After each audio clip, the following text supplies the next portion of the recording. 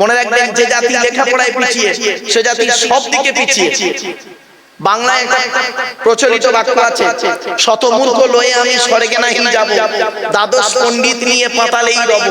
100 জন মূর্খ মানুষকে নিয়ে স্বর্গে গিয়ে কোনো লাভ নেই, 12 জন শিক্ষিত লোককে নিয়ে নরকটাকে অনেক ভালো। বাংলায় আরেকটা কথা আছে শুনবেন, মূর্খ বন্ধুর থেকে শিক্ষিত শত্রু ভালো। আর একটা বাস্তব অভিজ্ঞতা আপনাদের দিচ্ছি, আপনি একজন শিক্ষিত লোকের সঙ্গে তর্ক বিতর্ক করবেন। আজকে আপনি একজন শিক্ষিত লোকের সঙ্গে তর্ক বিতর্ক করবেন, জিততে না পারলেও কিছু শিখতে পারবেন, ঠিক না বেটা? আপনি একজন শিক্ষিত লোকের সঙ্গে তর্ক করবেন, কিছু তার সঙ্গে জিততে পারবেন না, হয়তো জিততে না পারলে কিছু শিখতে পারবেন। আর একটা মূর্খ লোকের সঙ্গে তর্ক করবেন, অপমানিত লাঞ্ছিত গাল খেয়ে বাড়ি আসবেন।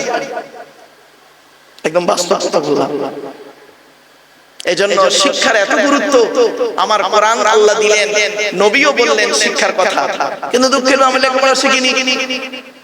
এজন্য আপনাদেরকে বলে যাচ্ছি, আপনারা মাধ্যমিক ছেলেদেরকে যেমন মাধ্যমিক উচ্চ মাধ্যমিক বিএ পাস এমএ পাস আলেম হাফেজ মাস্টার ডাক্তার ইঞ্জিনিয়ার প্রফেসর করাচ্ছেন, সাথে সাথে মেয়েদেরকেও মাধ্যমিক উচ্চ মাধ্যমিক BA pass MA pass আলেমা হাফেজা master doctor engineer professor করাবেন।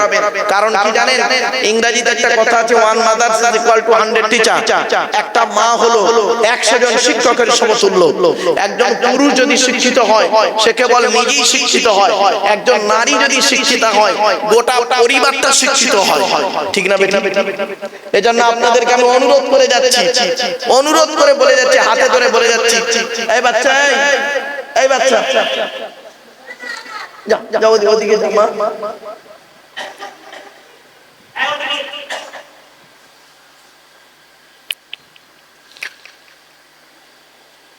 চুপ করে বস, চুপ করে বস, আচ্ছা বস বস, চলে প্লিজ অ্যাটেনশন এদিকে বাবা। এজন্য অনুরোধ করে আপনাদের বলে যাচ্ছি, ছেলেকে ধনী না বানিয়ে জ্ঞানী বানিয়ে যান, ছেলেকে ধনী না বানিয়ে জ্ঞানী বানিয়ে যান। সম্পদ বেশি দিন থাকে না, কিন্তু জ্ঞান মানুষ মরে যাওয়ার পরেও রয়ে যায়। যারা শুধু মরে নাহি দেয় প্রাণ, তাদের তবু কোনোদিন করেনি সম্মান। আল্লাহ রাসূল 1500 বছর আগে কথাটা বলে গিয়েছিলেন, কিন্তু আমরা সেটাকে গুরুত্ব দিলাম না, গুরুত্ব দিলাম না, আমরা লেখাপড়ার প্রতি গুরুত্ব দিলাম। রাগ করবে না, কেউ রেগে যাবে না বাবা, বাস্তবটাই বলছি।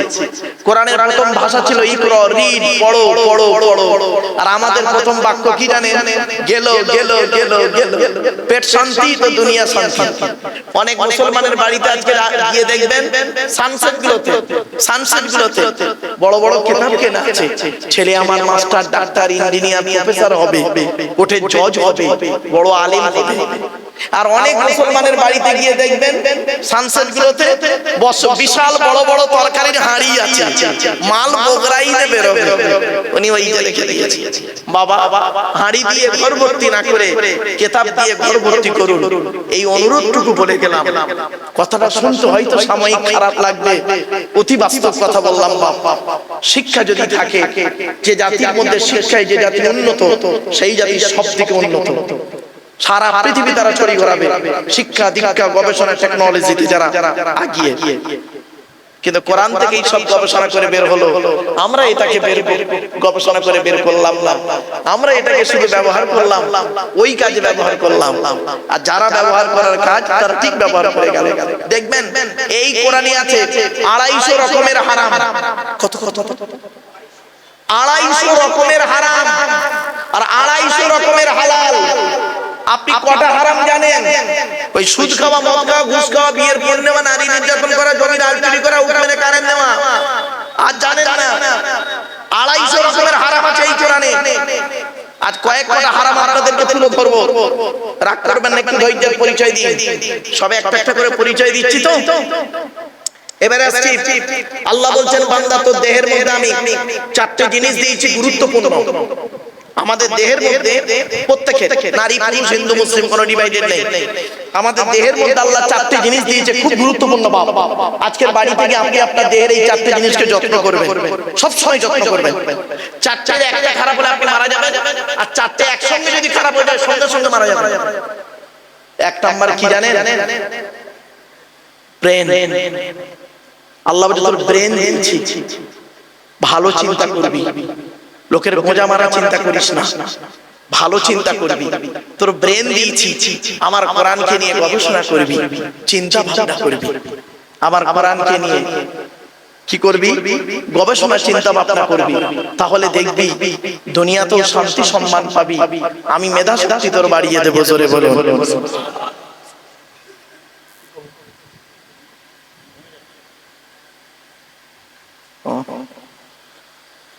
আমার বাপেরা, এজন্য আল্লাহ ব্রেন দিয়েছে, খুব বড় নিয়ামত।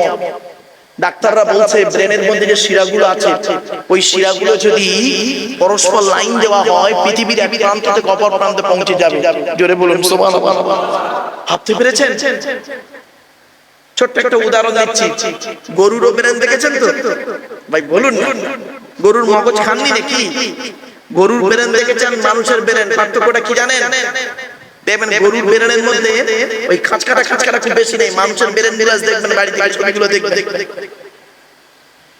কয়েলের তারগুলো যত বেশি, তার মেধা শক্তি তত বেশি, এবং সেই প্রাণী মেধা শক্তি বেশি তত। কোথায় আছেন আপনি? আল্লাহ কোরআনে জানিয়ে দিল, নবীজি ১৫০০ বছর আগে বলে দিলেন। মুসলমানরা এগুলো নিয়ে গবেষণা করে, মৌলবীরা, বেশিরভাগ মৌলবী এইসব নিয়ে গবেষণা করে। ও গোল টুপি না লম্বা টুপি, গোল জামা না চেরা জামা, এইসব নিয়ে মারামারি করছে। চলো, এক নাম্বার হলো ব্রেন। ২ নাম্বার আল্লাহ বলছেন হার্ট। এই হার্টটা দিয়েছে, খুব যত্ন করবি। এটা যদি ব্লক হয়ে যায়, ৭২ ঘন্টার মধ্যে ব্যাটা শেষ হয়ে যাবে। ৩ নাম্বার হলো খুব ইম্পর্টেন্ট, লিভার। আল্লাহ বলে তোর দেহের মধ্যে একটা জিনিস দিয়েছিলেন লিভার, ওটাকে যত্ন করবি, ওই অর্গানটাকে যত্ন করবি। আর লিভারটাকে খাবার জন্য পৃথিবীতে, লিভারটাকে ঠিক রাখার জন্য পৃথিবীতে আমি অনেক রকমের খাবার তৈরি করেছি। তার মধ্যে একটা খাবার হলো পেঁপে। কি বললাম বাবা? পেঁপে। যারা ডাক্তার ভাইরা আছেন তারা খুব ভালো জানে, যাদের লিভারের প্রবলেম দেখবেন তাদেরকে বেশি পেঁপে খেতে বলেন। কেন? আল্লাহ পেঁপে ওই খাবারটার মধ্যে এমন একটা নিয়ামত দিয়েছে, ও লিভারটাকে ঠিক রাখে। আপনি কোথায় আছেন? এই কোরআন হাদিস থেকে বেরোবেন, আপনি তো বের করতে পারলেন না। চলো, ৪ নাম্বারটা আরো ইম্পর্টেন্ট, সেটা হলো কি? কিডনি। আল্লাহ বলছেন তোর দেহের মধ্যে 2টো জিনিস দিয়েছি, কিডনি, ছাঁকনি, 2টো জিনিস দিয়েছি। যদি পৃথিবীতে চলতে গিয়ে, চলার জীবনে উল্টো পাল্টা চলতে গিয়ে যদি একটা খারাপ হয়ে যায়, তাহলে আরেকটা দিয়ে কাজ চালিয়ে নিবি।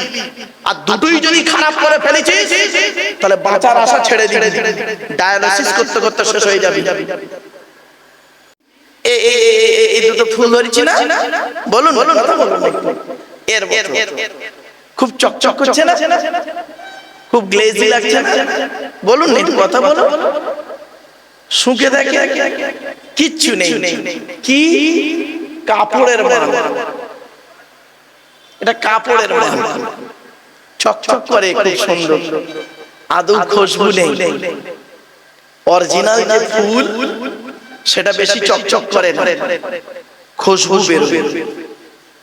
বাবা জ্ঞানী গুণী বুদ্ধিজীবীরা একটু ভাবুন, এখানে বসে বসে জলসার মজলিসটা হয়েছে ঠিক এই রকম। এই দেখো কত চকচক করছে, ক্যামেরায় দেখো আরো গ্লেজি লাগছে, কিন্তু কোনো খুশবু নেই। মনে রাখবেন, শিমুল তুলোর ফুল বোঝেন? শিমুল তুলোর ফুল গায়ে কাটা থাকে যে ফুলটা, গাছটা, শিমুল তুলোর ফুল দুধ থেকে লাল টকটক করে না, কাছে গেলে দুর্গন্ধ বেরোয়। আর ছোট্ট বেল ফুলটা দুধ থেকে দেখা যায় না, কাছে গেলে খুশবু বেরোয়। তো বাবা, শিমুল তুলোর ফুল না হয়ে ছোট্ট বেল ফুল হল, ওটাই যথেষ্ট। আলোচনার শুরুতেই কথাগুলো একটু বলে নিচ্ছি। আমি আপনাদের কাছে শুরুতেই ক্ষমা চেয়ে নিলাম। বাবা, আমি তেমন কোনো বড় আলেম নই, তেমন কোনো বড় বক্তা নই, তেমন কোনো বড় জ্ঞানী মানুষ আমি নই। আমি মনে করি আমার জ্ঞানটা হলো সীমিত কিছু বই পুস্তক অক্ষর সিলেবাসের জ্ঞান, আপনাদের জ্ঞানগুলো হলো বিভিন্ন রকম কোয়ালিটি কোয়ান্টিটি বক্তার বক্তব্য শোনা জ্ঞান। তো আমি মনে করি আপনাদের জ্ঞানগুলো হলো প্রশান্ত মহাসাগরের মতো জ্ঞান, আর প্রশান্ত মহাসাগরের উপরে ছোট্ট একটা কলসির মতো আমার জ্ঞান। আমি আপনাদের জ্ঞান দিতে এসেছি, এটা যেন কোনোদিন ভাববেন না আমি আপনাদের জ্ঞান দেবার ক্ষমতা রাখি নাই। পেশাগত দিক থেকে বর্তমানে বাবা আমি একজন উচ্চ মাধ্যমিক হাই মাদ্রাসার শিক্ষক, কলেজ এবং ইউনিভার্সিটির ছেলে মেয়েও পড়াই, কাজে কাজে আমাকে একজন ছাত্র বলতে পারে। আমি বর্তমানে এখন একজন ছাত্র, 5টা ধর্মগ্রন্থের ছাত্র। ইহুদিদের ধর্মগ্রন্থের নাম হলো তাওরাত, সেই তাওরাতের আমি একজন ছাত্র। জবুরের একজন ছাত্র। খ্রিস্টানদের ধর্মগ্রন্থের নাম হলো ইনজিল, যাকে পরবর্তীতে করা হলো Bible, old testament new testament. সেই ইনজিল কিতাবের আমি একজন ছাত্র। আর সনাতন ধর্মের মানুষ যারা আমার বক্তব্য শুনছেন দূর থেকে, শ্রীমতী ভগবদ গীতারও আমি একজন ছাত্র। আর আমার হাতেই রয়েছে দেখুন পৃথিবীর শেষ কিতাব, শ্রেষ্ঠ বাণী, তার নাম হলো দি হোলি কোরআন। এই কোরআনের আমি একজন ছাত্র। তা সকল ধর্মের ছাত্র হিসাবে আপনাদের কাছে আল্লাহ নিয়েছেন একটু কোঅপারেট করতে। জ্ঞানী গুণী বুদ্ধিজীবী মানুষ বাপের একটু মাথায় রাখুন। ভাষাগত দিক থেকে ত্রুটি হলে ক্ষমার নজরে দেখবেন। মানুষ মাত্রই বলতে গেলে যে বলে তার ভুল হয়, ঠিক না বেটি? যে বলে তার ভুল হয়, যে করে তার ভুল হয়, যে করে না তার ভুল হয় না, আর যে বলে না তার ভুল হয় না। সুতরাং মানুষ মাত্রই ভুল ভ্রান্তি হয়, ক্ষমার নজরে দেখবেন। তবে কয়েকটা কথা জরুরি কথা একটু মাথায় রাখুন। মাইকের সামনে এসে কিছু বলে দেওয়ার নাম বক্তা নয়। 3টে জিনিস কোনোদিন ব্যাকে আসে না, সব সময় সামনের দিকে যায়। জীবনে কোনোদিন ব্যাকে আসে না। 3টে জিনিস মনে রাখবেন। 1 নাম্বার, ধনুক থেকে তীরটা বের হয়ে গেলে ওই তীরটা আর কোনোদিন ব্যাকে আসে না, ঠিক না বেটা? 2 নাম্বার, দেহ থেকে আত্মাটা বের হয়ে গেলে ওটা আর পৃথিবীতে রিটার্ন দেওয়া হয় না। 3 number, it is very very important, জবান থেকে কথা বের হয়ে গেলে ওটা আর কোনোদিন ব্যাকে আসে না। এজন্য বাবা 1 ঘন্টা ওয়াজ করতে গেলে 3 ঘন্টা বই পড়তে হবে, স্টাডি করতে হবে, পড়াশোনা করতে হবে। 1 ঘন্টা লেকচার দিতে গেলে ছোট্ট একটা উদাহরণ দিই। প্রাইমারি স্কুলের টিচার ক্লাস 1 এ গিয়ে একটা ক্লাস করে 40 মিনিট, মাসের শেষে তার মাইনে হলো 40,000 টাকা। আর ক্যালকাটা ইউনিভার্সিটির একজন লেকচারার এমএ সেকেন্ড ইয়ারে গিয়ে একটা ক্লাস করে 40 মিনিট, মাসের শেষে তার মাইনে হলো 1.5 লক্ষ টাকা। কেন এত ডিফারেন্স? এও 40 মিনিট করলো, ও 40 মিনিট ক্লাস করলো, এও পড়ালো, ও পড়ালো, এতটা ডিফারেন্স কেন? মনে রাখবেন, সব জায়গাতে যদি পরিশ্রম করলে সফলতা আসতো, তাহলে বনের রাজা গাধাই হতো। কারণ গাধা 16 ঘন্টা খাটে, সিংহ 16 ঘন্টা ঘুমায়। জাস্ট ফর এক্সাম্পল, একটু ধৈর্যের পরিচয় দিই। 3 বন্ধু জানে, 3 বন্ধু সেদিন এই মাস্টার ডিগ্রি ছেলেদের পড়া থেকে এই প্রশ্নটা ওদের করলাম। 3 বন্ধু জানে, তা এক জায়গায় বসে যুক্তি করছে কি, চল একটা ব্যবসা করব। তো কিসের ব্যবসা করব? কি করা যায়, কি করা যায়, কি করা যায়? চল চল চল, পেট্রোল পাম্প করব। পেট্রোল পাম্প, তেলের ব্যবসা, প্রচুর টাকা ইনকাম। তো 3 বন্ধু মিলে একটা পেট্রোল পাম্প করেছে, জানেন? এখন পেট্রোল পাম্পটা কোথায় করেছে জানেন? দোতলায়। কোথায় কোথায় কোথায় বলে বলো না, সব কথা কথা দোতলা। তো 6 মাস হয়ে গেছে, 1 লিটার তেলও বিক্রি হয়। তো 3 বন্ধু আবার বসে বলছে, এই পেট্রোল পাম্পের ব্যবসা খারাপ, যারা এই ব্যবসা করে তারা লস খায়। তবে যেই দেগঙ্গায় তো একটা ইন্ডিয়ান পেট্রোল পাম্প আছে, ওর হচ্ছে কি করে, বলছে ও লস খাচ্ছে, লোককে বলতে পারে না লজ্জায়। কি বলছিস, তাহলে কি হবে? বলে কাজ কর, পেট্রোল পাম্পটা বন্ধ করে দিয়ে ভেতরে একটা 5 স্টার হোটেল খোল। তা ভেতরে একটা পেট্রোল পাম্প বন্ধ করে দিয়ে একটা হোটেল উঠেছে, দামি হোটেল। 6 মাস হয়ে গেল গো বাবা, একটাও খরিদ্দার এলো না। কেন? বাবা আমার ওয়াজ শুনতে গেলে একটু ব্রেন লাগবে বলেছিলাম, সব কলেজ ইউনিভার্সিটি লেকচার তো, এই জন্য এখানে সহজ করে বলছি, উত্তরটা দিয়ে দিচ্ছি। 3 বন্ধু মিলে প্রথমে কি করেছিল বাবা? কথা বলুন, একটু কথা বলুন। আমার সঙ্গে আমার ওয়াজ শুনতে গেলে কথা বলতে হবে পরিষ্কার। আমি একটা ক্লাস বলে মনে করি, 2 ঘন্টা 3 ঘন্টার একটা ক্লাস করব। আমি খলিল ভাইকে বলেছিলাম যে ভাই আমাকে আপনি দাওয়াত দিচ্ছেন ফালতু খালি কামাই কেন? আমাকে যদি দাওয়াত দেন 8টা থেকে 11টা দেবেন, 3 ঘন্টা টাইম দিতে হবে। তা বললাম হ্যাঁ ভাই দেবো ইনশাআল্লাহ, 3 ঘন্টা 8টা থেকে 11টা। তো আমি 8টার আগেই চলে এসেছিলাম বাবা, কিন্তু একটু টাইমের হেরফেরের কারণে যাই হোক একটু 9টা 11টা করতে হলো বাধ্য হয়ে। যাই হোক আমার সঙ্গে কথা বললাম, আমি একটা ক্লাস করবো এখানে, এই ক্লাসটার মধ্যে কি হয় দেখা যাক। ওরা প্রথমে কি করেছিল বাবা? পেট্রোল পাম্প কোথায় করেছিল? দোতলায়। তো লোক গাড়ি নিয়ে দোতলায় উঠতে পারে না, তাই তেল বিক্রি হয়, এটা বুঝতে পারলে। এখন পেট্রোল পাম্প বন্ধ করে ভেতরে কি করেছে? হোটেল। তো হোটেলে তো দোতলায় লোক উঠতে পারে সিঁড়ি দিয়ে, তা কেন বিক্রি হলো না? কারণ হলো কি জানেন? প্রথমে যখন করেছিল পেট্রোল পাম্প, সাইনবোর্ডটা কি লিখেছিল? Petrol pump. আর ভেতরে ওরা পেট্রোল পাম্প বন্ধ করে হোটেল করেছে, সাইনবোর্ডটা কি লেখা আছে? বলবো পেট্রোল পাম্প। তাহলে প্রবলেমটা কি? সামান্য একটু ওই বোর্ডটা কি চেঞ্জ করে দিলেই ঝামেলা মিটে যেত। হে মুসলমান, এটা যত তাড়াতাড়ি বুঝলেন এবার বুঝে নিন। হে মুসলমান, পৃথিবীতে চলার জন্য আল্লাহ আপনাকে দিল কোরআন, আপনাকে দিল হাদিস, মুহাম্মদ সাল্লাল্লাহু আলাইহি ওয়াসাল্লামকে পাঠালো। আপনি সবই জানেন, আপনার বাপ মুসলমান, নানা মুসলমান, দাদু মুসলমান, নানি মুসলমান, মা মুসলমান, আপনার পিতৃকুল মুসলমান, আপনার মাতৃকুল মুসলমান, আপনি সবই জানেন।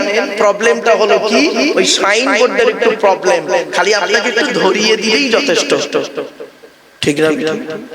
আমার বুঝতে পারছে না, ওয়াজ বুঝতে পারছে না? খালি একটু ধরিয়ে দিলেই হবে। আপনাকে সব দেওয়া আছে, আপনার সব জানা আছে। আপনি নামাজ পড়তে হবে জানেন, রোজা রাখতে হবে জানেন, হজ করতে হবে জানেন, যাকাত দিতে হবে জানেন, কিন্তু এটাই জানেন না নামাজটা কেন পড়বেন, রোজাটা কেন করবেন। আপনি কোনোদিন ভাবলেন না গরু হলো 4 পায়, শূকর হলো 4 পায়, মুসলমান গরুর গোশত খায়, শূকরের গোশত খায় না কেন? এই কেন উত্তরটা আপনি খুঁজে পাননি কোনোদিন, যার জন্য আপনি ওয়াজ বসে কিছুই বুঝতে পারেননি। ওই ওয়াজে বসেছে, ওই আয়াতটা শুধু শুনেছেন, কোরআনের 4 জায়গায় লেখা আছে শূকরের গোশত খাওয়া হারাম। কথা বলুন না একটু, এগুলো শিখে নি। কোরআনের 4 জায়গায় লেখা আছে শূকরের গোশত খাওয়া হারাম। কেন? কেন উত্তরটা খুঁজে বের করুন, কেন শূকরটা হারাম? মদ আর মধু, মধুর দাম বেশি বাবা। কার দাম বেশি বলতে পারেন? বলেন। মধু। দূর, আমি বাংলা মালের কথা বলছি, আমি তো ইংলিশ মালের কথা বলছি।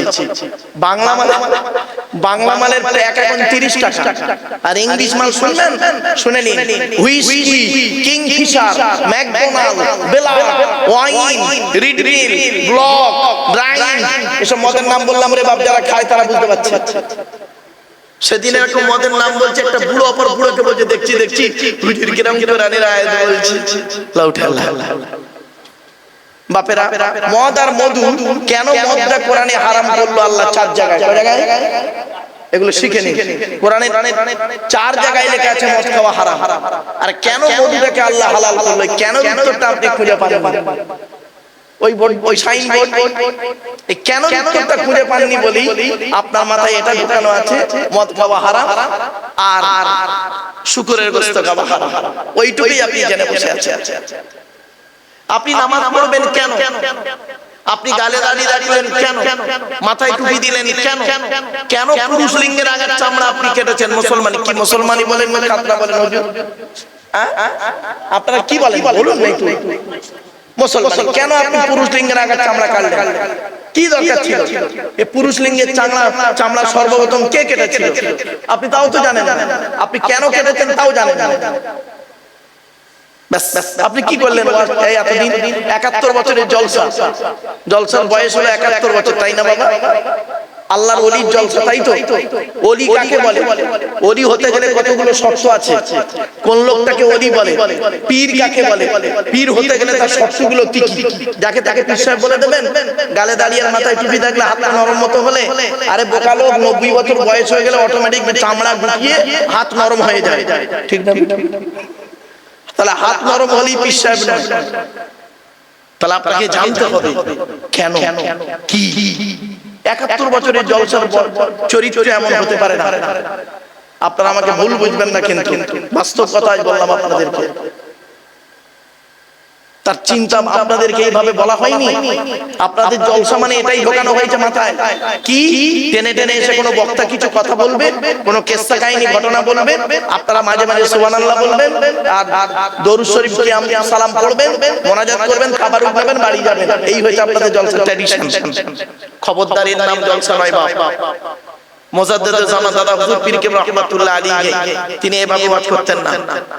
5 হুজুর কেবলার এইভাবে ওয়াজ করতেন না। এখন বর্তমানে বেশি অ্যাটেনশন হয়েছে কিভাবে জানেন? দূর আর সুর, ঠিক না বেটা? যত দূরের বক্তা হবে তত আকর্ষণ বেশি, আর যত সুরের বক্তা হবে আকর্ষণ বেশি। তো বাবা, দূর আর সুরের দিকে না তাকিয়ে, আওয়াজের দিকে না তাকিয়ে ওয়াজের দিকে তাকান। আমি বাস্তব কথাটাই বললাম। আচ্ছা, ছোট্ট একটা উদাহরণ দিচ্ছি। বর্তমানে মুসলমানদের ইহুদিদের সংখ্যা কত বলতে পারেন বাবা? বর্তমানে ইহুদি বেশি না মুসলমান বেশি? বলুন না, একটু কথা বলুন। মুসলমান বেশি। ইহুদিদের সংখ্যা হলো 1.5 কোটি। কত কত? 1.5 কোটি। মোট টোটাল পৃথিবীতে ইহুদিদের সংখ্যা 1.5 কোটি। আর মুসলমানদের সংখ্যা কত জানেন? 200 কোটি। কত? প্রায় 200 কোটি। তা বর্তমানে মার খাচ্ছে কারা বেশি? বলুন। কেন ভাই? যুক্তি কি বলে? সংখ্যায় যারা বেশি হয় তারা মার খায় না মারে? তা আপনি মার খাচ্ছেন কেন বা খাচ্ছেন কেন? আপনি মারধর খেয়ে আর মসজিদের ভেতরে ঢুকে ইমাম সাহেব বলে, হুজুর আপনি আল্লাহর কাছে দোয়া করুন, রব্বানা জালামনা। আর হুজুর দোয়া করলে ওই দোয়া আল্লাহ কবুল করবে? আল্লাহ বলে ফালতু মুসলমান কোথাকারে তোরা, চিটিংবাজ মুনাফিক মুসলমান, তোদেরকে আমি কি দিইনি? আল্লাহ বলে তোদের কি দিইনি? কি অসুবিধা হচ্ছে বাবা? জোরে বলতে হবে বাবা। আমার এর থেকে আর বেশি গলার জোর নেই গো বাবা। এক কাজ করো বাবা, ওই পাখাটা বন্ধ করে দাও।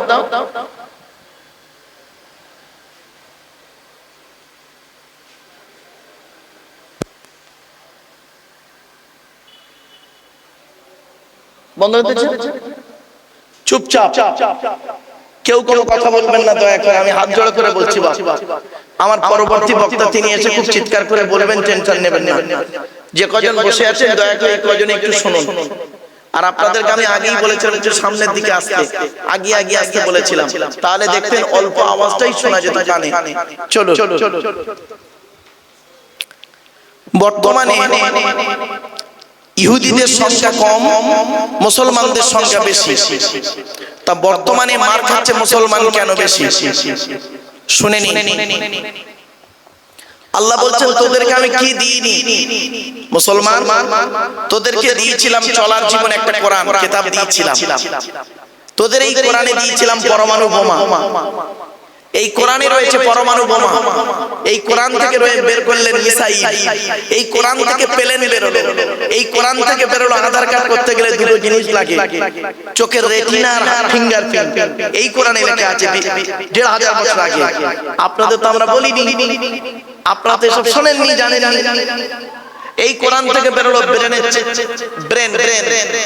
ব্রেনের, এই কোরআন থেকে বেরোলো হার্টের ডাক্তার, এই কোরআন থেকে বেরোলো রক্তের ব্লাডের ডাক্তার, এই ব্রেন থেকে, এই কোরআন থেকে বেরোলো কিডনির ডাক্তার, এই কোরআন থেকে বেরোলো টোটাল বডির ডাক্তার, মেডিসিনের ডাক্তার, এই কোরআন থেকে বেরোলো কি ভৌত বিজ্ঞান, জীবন বিজ্ঞান সবই বেরোলো। এই কোরআন থেকে বেরোলো কি আপনার মিসাইল বেরোলো, সবই দেয়া হয়েছিল এই কোরআনে। এই কোরআনে আছে ১,০০০ আয়াত হলো বিজ্ঞান ভিত্তিক। জোরে বলুন সুবহানাল্লাহ। আপনি কটা জানেন? ১,০০০ আয়াত হলো বিজ্ঞান ভিত্তিক। আপনি তো কোরআন পড়েন, মুসলমানরা কোরআন পড়ে নেকির আশায়, নেকির আশায়। মুসলমানরা কোরআন পড়ে নেকির আশায়। আল্লাহ নবী বলেছেন, ওই হাদিসটা খুব এর মুসলমানরা মানে, আল্লাহ নবী বলেছেন মান করা আল কুরআন হরফান ফালাহু আশরু হাসানা, যে ব্যক্তি কোরআন থেকে একটা অক্ষর পড়বে আল্লাহ তাআলা আমলনামায় 10টা নেকি লিখে দেবে। তো এই আশায় এরা কোরআন পড়ে মুসলমানরা। রমজান মাসে পড়ে, শবে বরাতে রাতে পড়ে, আর বাম্মা মরে গেলে পড়ে। আর বৈজ্ঞানিকরা কোরআন পড়ে, ইহুদি খ্রিস্টান নাসারারা কোরআন পড়ে গবেষণার আশায়। কোরআনে আল্লাহ পাক বলেছেন ১,০০০ আয়াত হলো বিজ্ঞান ভিত্তিক। এই কোরআন কিনে গবেষণা করে সব বের করলো। আর তুমি মুসলমান কি করলে? তুমি কোরআনটাকে নিয়ে তেল পড়া, পানি পড়া, ওয়াজ করা, খতম পড়া, তাবিজ পড়া, ঘর বন্ধ করাতে ব্যবহার করলে। তুমি মুসলমান কোরআনটাকে নিয়ে কি করলে? টুপির মারামারি করলে, গোল টুপি, লম্বা টুপি, চেরা জামা, ফাড়া জামা, তবলিগ, ফুরফুরা, বেরেলি, ওয়াহাবি, জামাতি ইসলাম, আহলে হাদিস, বুকে হাত বাঁধা, নাভির নিচে হাত বাঁধা, জোরে আমিন বলা, আস্তে আমিন বলা, 20 রাকাত তারাবি, 8 রাকাত তারাবি, এ ওর বলে কাফের, ওর বলে কাফের। ঠিক না বেটা? তুমি কি করলে? তুমি তো কোরআনের সবথেকে বড় বিরোধী ব্যক্তি। তুমি গালে দাড়ি রেখেছো, মাথায় টুপি দিয়েছো, তোমার দাড়ির কোনো দাম আছে? তোমার মাথার টুপির কোনো দাম আছে? তুমি যদি কোরআনকে না আমল করতে পারো?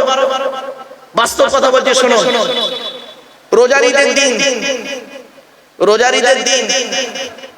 হযরতে উমর রাদিয়াল্লাহু তাআলা আনহু নাম শুনেছেন? আরে ভাই বলুন না।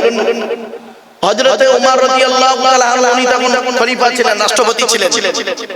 হযরত উমর রাদিয়াল্লাহু তাআলা আনহু উনি করলেন কি, রোজার ঈদের দিন পুরাতন কাপড়ে ঈদের নামাজ পড়ে, পুরাতন কাপড়ে ঈদের নামাজ পড়ে ঘরের দরজা বন্ধ করে ঝরঝর করে কাঁদছে। ওনার স্ত্রী বলছেন, প্রাণের স্বামী, আজকের এই পবিত্র ঈদের দিনে আপনি পুরাতন জামা কাপড় পরলেন, পরার পরে আপনি কি করলেন? ঘরে দরজা দিয়ে এত কান্না কাঁদছেন কেন?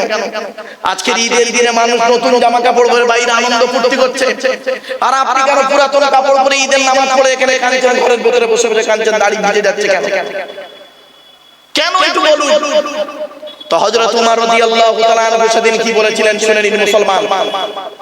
উমর রাদিয়াল্লাহু তাআলা আনহু বলেছিলেন, ও প্রাণের স্ত্রী, আমি এখন রাষ্ট্রপতি মদিনা, ঈদ তো তাদের জন্য খুশি যাদের 1 মাস রোজা আল্লাহর দরবারে কবুল হয়েছে। আমি 1 মাস রোজা করেছি, আমার প্রত্যেকটা রোজা আল্লাহর দরবারে কবুল হয়েছে কিনা আমি গ্যারান্টি দিতে পারবো না, তাই আমি কাঁদছি ঈদের দিনে। আর আপনি কি করেছেন? রোজাই রাখেন, রোজাই রাখেন, নামাজই পড়ে। অনেকে রোজা রেখে নামাজ পড়ে না, অনেকে নামাজও পড়ে না, রোজাও রাখে না, ইফতার করতে আগে চলে যায়। ঠিক না বেটি? ইফতার করতে গেছে মুসলমান। আবার অনেকে আছে কি করে দেখবেন, নামাজ পড়ে যাকাত দেয় না। অনেকে আবার দেখবেন যাকাত দেয়, নামাজ পড়ে না। ঠিক না বেটি? আল্লাহ বলল, তোরা তো চিটিংবাজ মুসলমান, তোদের মুসলমান বলাটাই অপরাধ। আপনি কি ভাবেন আপনি মুসলিম? কে বললো আপনাকে মুসলমান? আপনাকে মুসলমান বললো কে? কোরআন আপনাকে মুসলমান বলেছে? এত সোজা নবী বলেছেন আপনাকে মুসলমান, এত সোজা নয়। মুসলিম হতে গেলে তার যা শর্তগুলো আপনার মধ্যে আছে, আপনার মধ্যে নেই তো। আপনার বডির মধ্যে শুধু গালে দাঁড়িয়ে আছে, মাথায় টুপি আছে, গোল পিরান পরে আছে। লা ইলাহা ইল্লাল্লাহ মুহাম্মাদুর রাসূলুল্লাহ বলে এইটুকুই তো বলেন, আর কিছু তো জানেন না। আপনি কোথায় আছেন বাপ? কথাগুলো শুনতে আপনার একটু টক লাগবে, কিন্তু মনে রাখবেন টক কাদের উপকার জানেন? যাদের দেহে ইউরিক অ্যাসিড আছে তাদের উপকার। আমার কথা একটু শুনতে আপনাদের তিতো লাগবে। তিতো কাদের উপকার জানেন? যারা সুগার রোগী তাদের তিতো উপকার। বাস্তবটাই বললাম বাবা, চলুন একটা একটা করে বলে যাচ্ছি, একটা একটা করে আপনাদেরকে বলি বাবা। আচ্ছা, আমার সামনে কি রয়েছে? এটি আমার হাতে কি আছে? জোরে বলো। কার বাণী? আল্লাহর বাণী। আল্লাহর পরিচয়টা জেনে নিন। আল্লাহর পরিচয় হলো চারটে। এক নাম্বার, বাবা পাখাটা চালিয়ে দাও।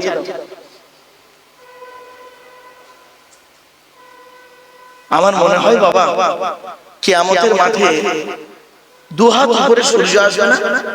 শুনেছেন তো? এই আলোটার এত তাপ ভাষায় বলা যায় না।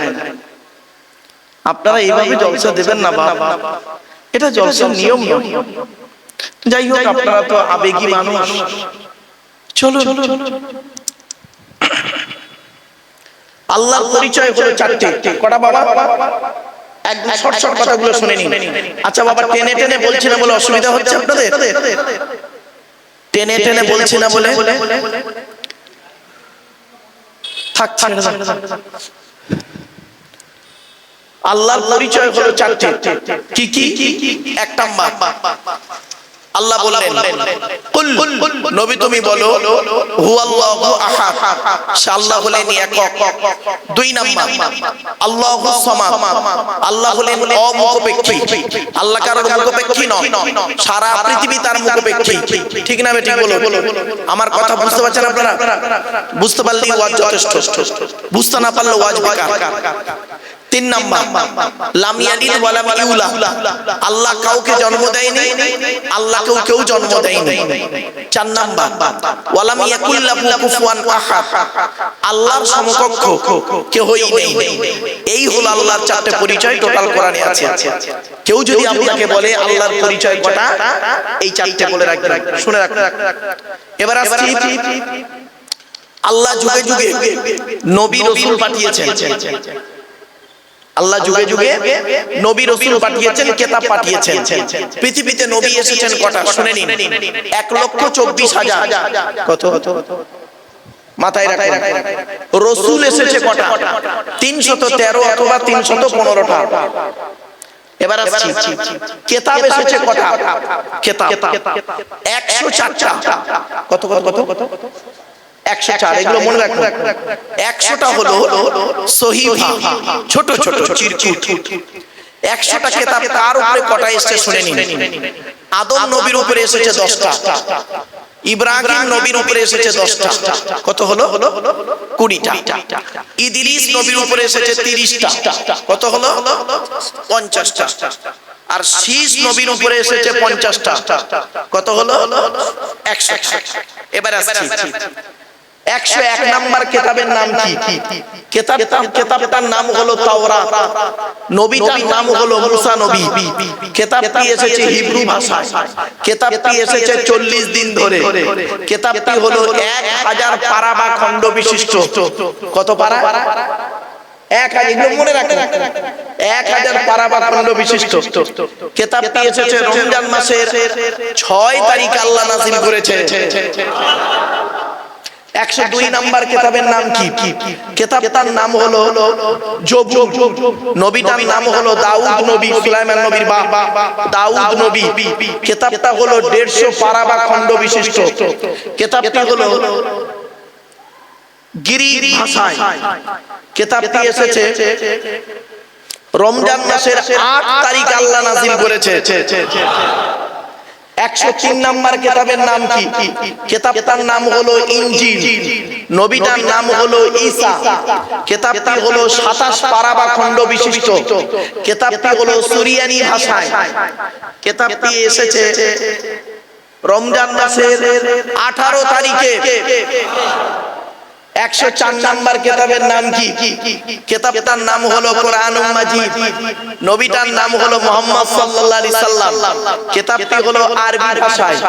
কিতাবটি হলো 30 পারা বা খণ্ড বিশিষ্ট। কিতাবটা এসেছে রমজান মাসে লাইলাতুল কদরের রাতে। কিতাবটার পরিচয়টা আপনাদের দিই, তবে সুবহানাল্লাহটা দয়া করে জোরে বলতে হবে, পারবেন? চলো। এ কোরআন আল্লাহর তরফ থেকে জিবরাইলের মাধ্যমে হযরত মুহাম্মদ সাল্লাল্লাহু আলাইহি সাল্লামের উপরে আরবের মক্কা নগরের নিকটবর্তী একটি গুহাটির নাম হলো হেরা। হেরা নামক গুহাতে 610 খ্রিস্টাব্দে 1 ফেব্রুয়ারি সোমবার, কত বললাম তারিখটা কি বললাম? 610 খ্রিস্টাব্দে 1 ফেব্রুয়ারি সোমবার। এগুলো মনে রাখবেন। আপনি ওয়াজ শুনতে বসেছেন, আলতু ফালতু লোকের কাছে বসেননি, মনে রাখবেন। আজকে তারিখটা কত আছে বাবা একটু বলবেন? বলুন, একটু কথা বলুন না আপনারা। আজ 25 এপ্রিল, তাই তো? আজ বাড়ি যাবেন, বাড়িতে গিয়ে লিখবেন 25/4/2026 কি বার? শনিবার লিখবেন। আর নিচেই লিখবেন 1-2-610 সোমবার। আর মাইনাস প্লাস করবেন, করলেই কত বছর, কত মাস, কতদিন আগে কোরআন এসেছে আপনি পেয়ে যাবেন। আপনি মুসলমান, আপনি জানবেন না?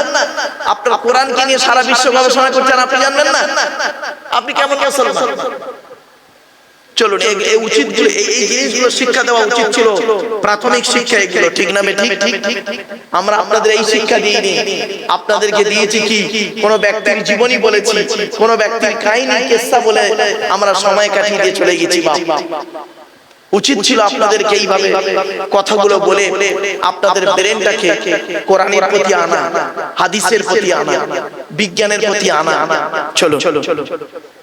610 খ্রিস্টাব্দে 1 ফেব্রুয়ারি সোমবার কোরআনের প্রথম আয়াত নাযিল হলো, ইকরা, রিড, পড়ো। এই কোরআনে আছে 82 জায়গায় বিভিন্ন অ্যাঙ্গেলে নামাজের কথা। কত জায়গা বললাম? বিভিন্ন অ্যাঙ্গেলে নামাজের কথা আছে 82 জায়গায়। আর লেখাপড়ার কথা কোরআনে আছে 92 জায়গায়। তো কোন সংখ্যাটা বেশি, 82 না 92? তাহলে লেখাপড়ায় পিছিয়ে কেন?